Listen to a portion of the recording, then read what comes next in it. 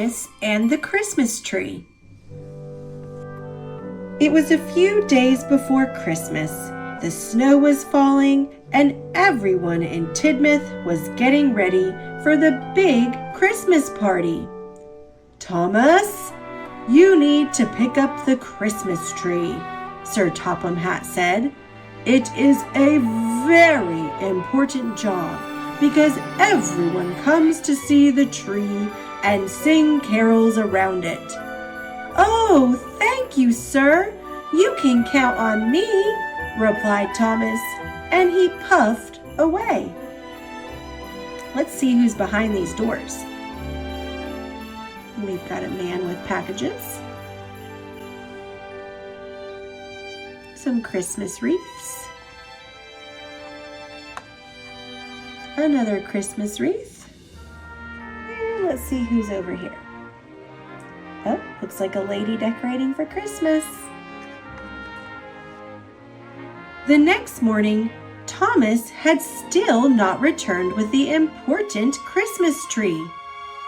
"Thomas must be stuck in the snow," said Sir Topham Hatt. "Donald and Douglas, I need you to rescue him." The twins struggled through the snow, but they couldn't find Thomas. Suddenly, Harold appeared overhead. "I see Thomas!" he cried.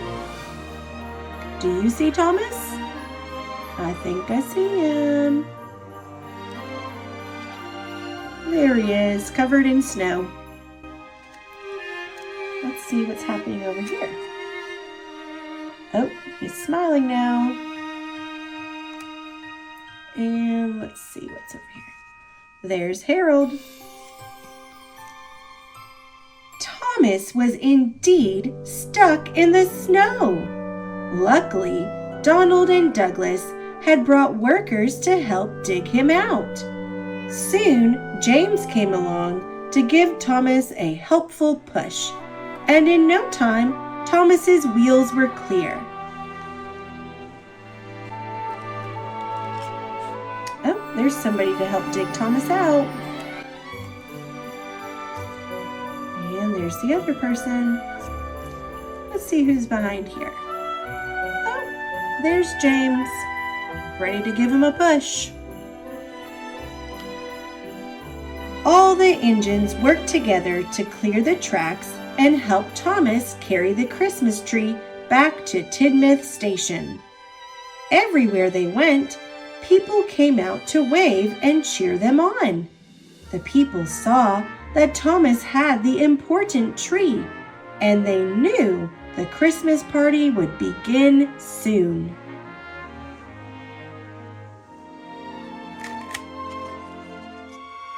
There's that little boy waving, and the snowman's waving too.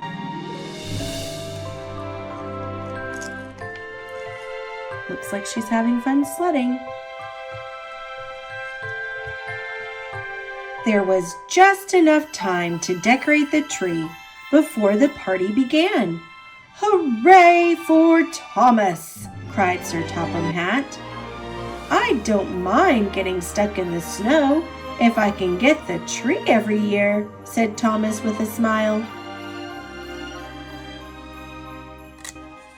There's Sir Topham Hatt decorating the tree. And let's see who we have over here. Oh, there's a little girl with all the decorations. The people of Tidmouth came together to give gifts and sing carols. Everyone agreed it was a beautiful tree and a wonderful Christmas party. I bet I know what's on top of the tree. What do you think? Let's see if you're right. Did you guess a star?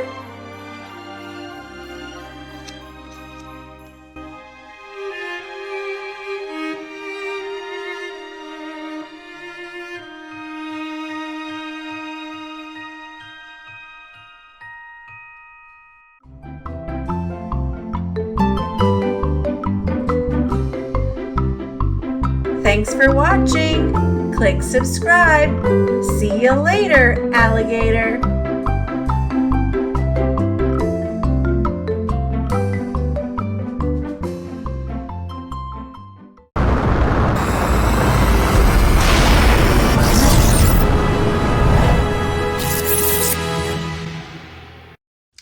Thomas and Friends, the 12 Engines of Christmas.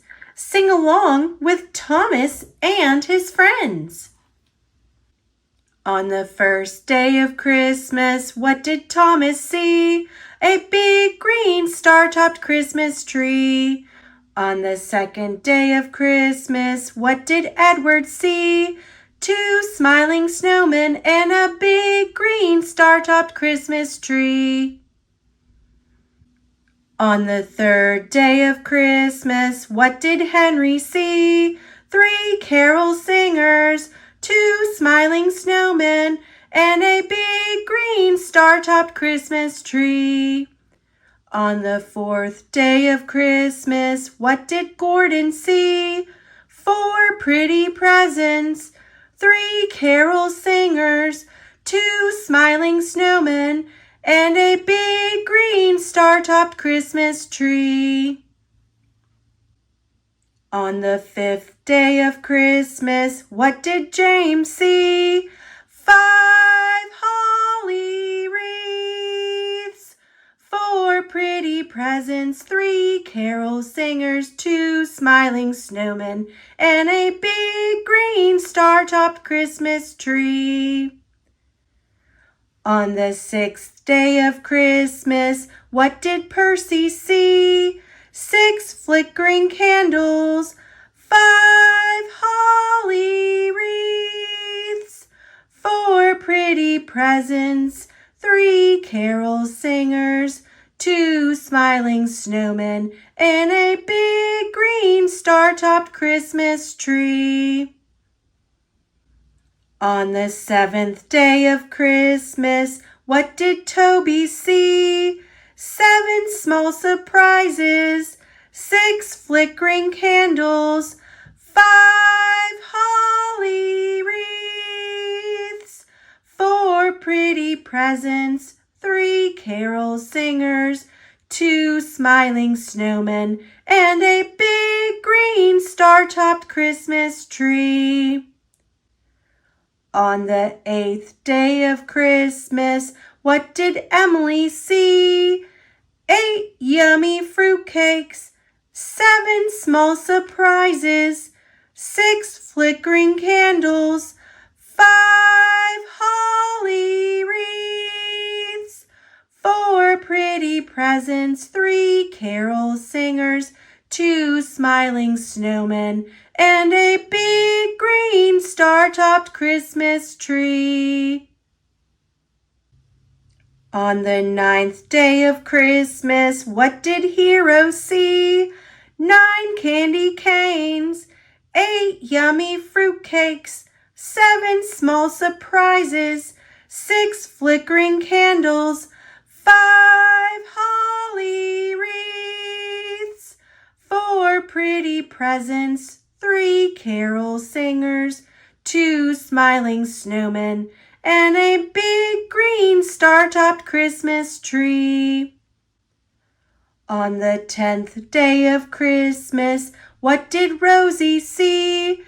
10 tree decorations, 9 candy canes, 8 yummy fruitcakes, 7 small surprises, 6 flickering candles, 5 holly wreaths, 4 pretty presents, 3 carol singers, 2 smiling snowmen, and a big green star-topped Christmas tree.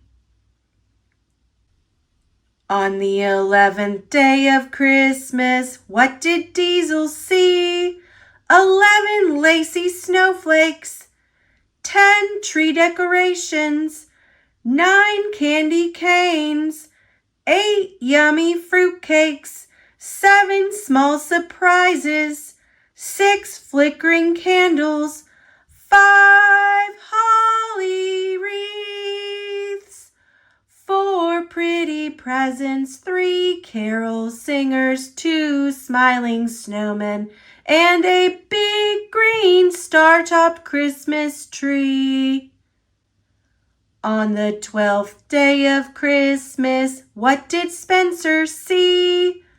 12 twinkling lights, 11 lacy snowflakes, 10 tree decorations, 9 candy canes, 8 yummy fruitcakes, 7 small surprises, 6 flickering candles, 5 holly wreaths, 4 pretty presents, 3 carol singers, 2 smiling snowmen, and a big green star-topped Christmas tree.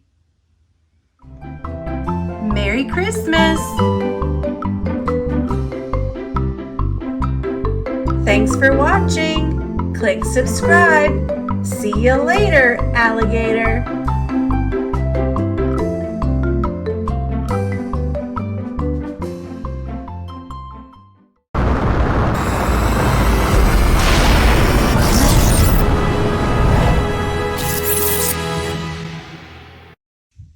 Thomas and Friends, Santa's Little Engine. Based on the Railway series by the Reverend W. Awdry, illustrated by Tom Lapadula. Christmas on the island of Sodor. Plow, Thomas, plow. It is time for the Christmas fair. Who will play Santa?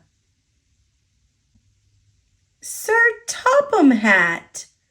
Santa needs a sled. Workers hammer. Painters paint. Winston does not look like a sled.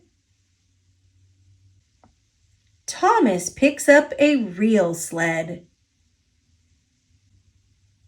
Uh-oh, ice. Thomas goes slow. Peep, peep. The sled is safe. Where is Santa? Ho, ho, ho. Santa is ready. Thomas backs up. Watch out, Thomas! Oh no, he bumps the sled. Thomas will save Santa. Hurry, Thomas! Look out for branches! Peep, peep! Ho, ho, ho! Thomas pulls Santa's sled. Merry Christmas!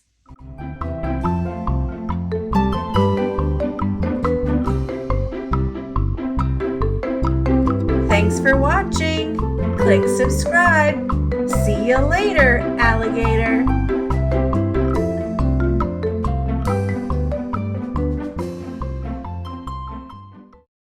Thomas and Friends, Christmas in Wellsworth.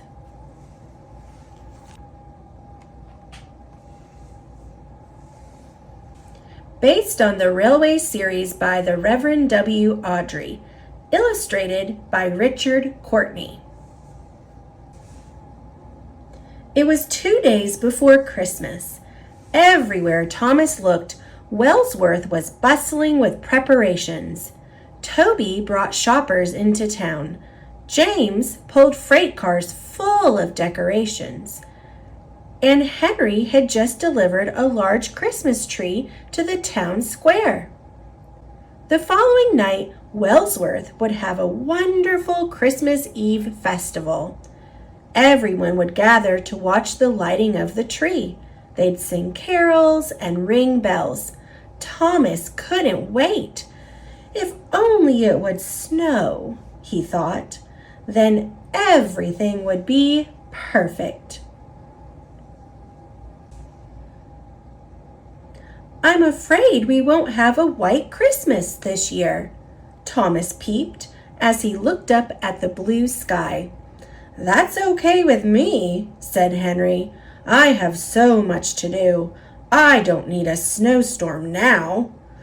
Thomas loved the snow, even if he had to wear his heavy snowplow. Snow would make the Christmas Eve festival so pretty. Just then, Sir Topham Hatt called to Thomas.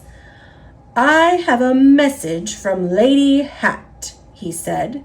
"She wants to come to the festival, but my car is in the garage for maintenance. I need you to run over to Wellsworth to pick her up.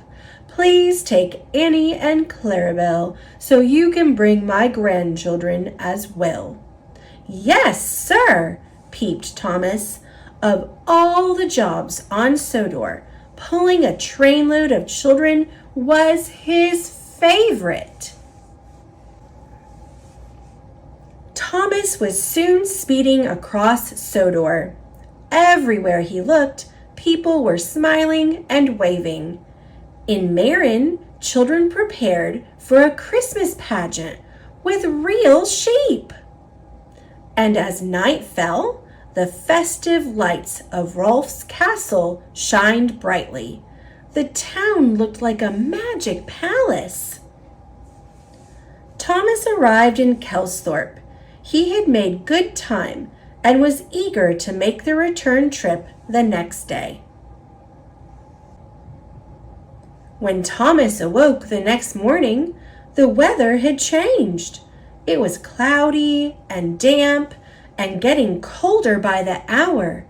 A chilly fog rolled over the town. Soon Lady Hat and the children arrived at the station.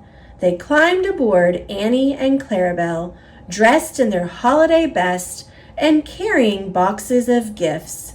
They couldn't wait to get to Wellsworth and the festival. The fog grew thicker.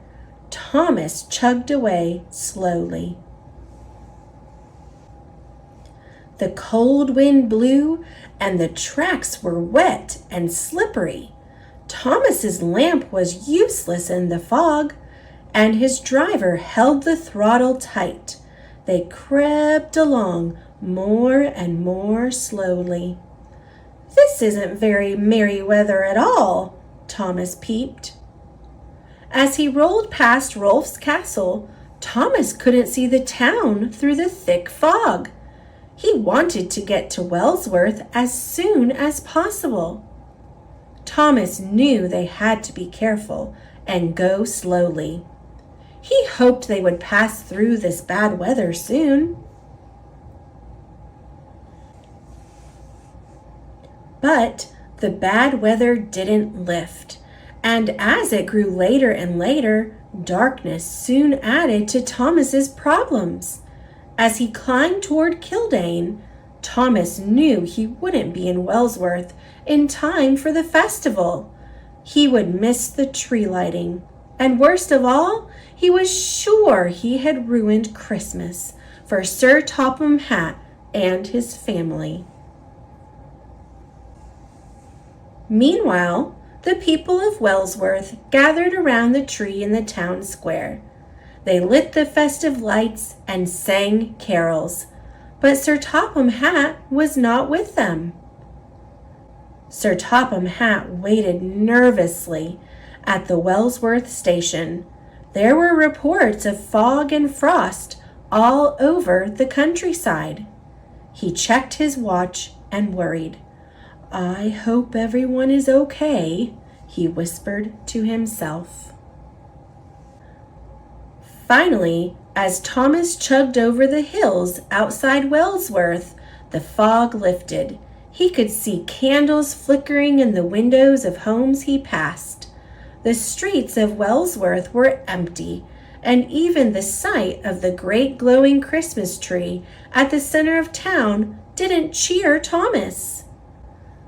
When they reached the station, Sir Topham Hatt hugged his wife and helped carry the sleeping children off Annie and Clarabelle. "And now we must get these children to bed," said Lady Hat, "or Santa Claus will never arrive. Thomas chugged back to the yard, feeling very low indeed. The next morning, the yard was blanketed with beautiful snow. All the engines wished each other happy Christmas. "I'm sorry I missed the festival," Thomas peeped to James. "And worst of all, I think I ruined Sir Topham Hatt's holiday." Thomas didn't know that Sir Topham Hatt was standing nearby. "Ruined?" said Sir Topham Hatt. "You brought my family to me safe and sound. That's the best gift of all. Taking your time in that terrible weather was the right thing to do. Thomas, I'm glad you're such a really careful engine." Thomas was delighted.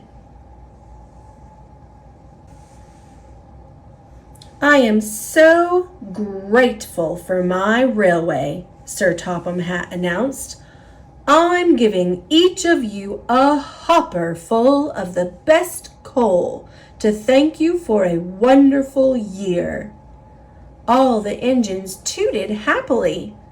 "And Thomas, at the request of my wife, Annie and Clarabelle will be getting new seat cushions."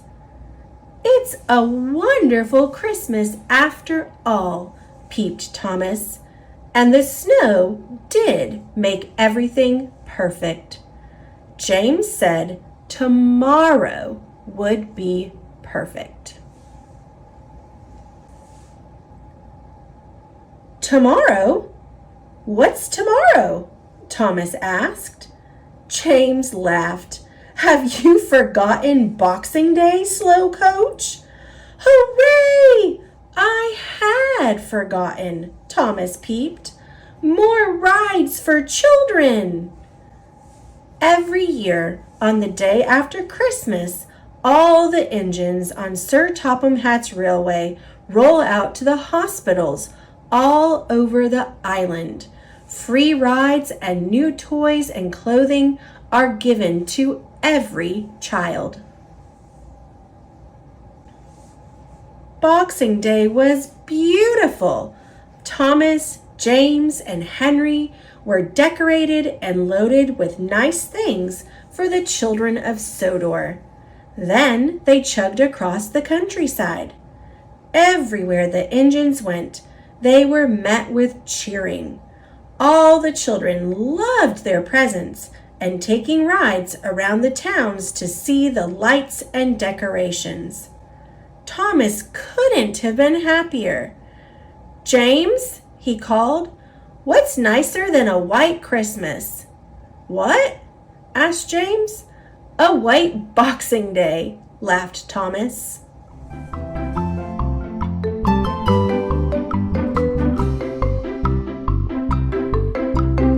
Thanks for watching. Click subscribe. See you later, alligator.